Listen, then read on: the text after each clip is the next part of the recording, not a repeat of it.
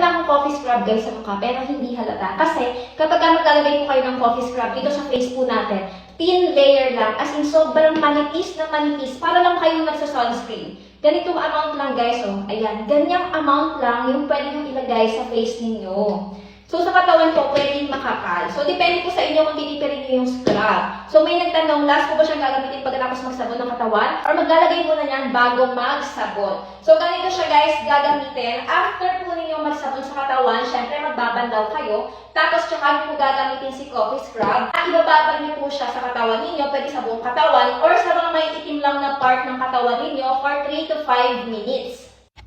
Tapos, after 3 to 5 minutes, babanlawan mo na siya. Siyempre, babanlawan mo siya ng tubig. Pwede ka ulit magsabon doon para maalis yung mga cream at yung mga coffee granules doon sa katawan mo. Para mas malinis po yung katawan ninyo. Para tumagal sa inyo to guys ng isang buwan, huwag nyo akong gayahin na for the babad ako lagi. Siyempre, nagpo-promote kasi ako. Kaya yung isang tub na to, baka tumagal lang sa akin ng 2 weeks.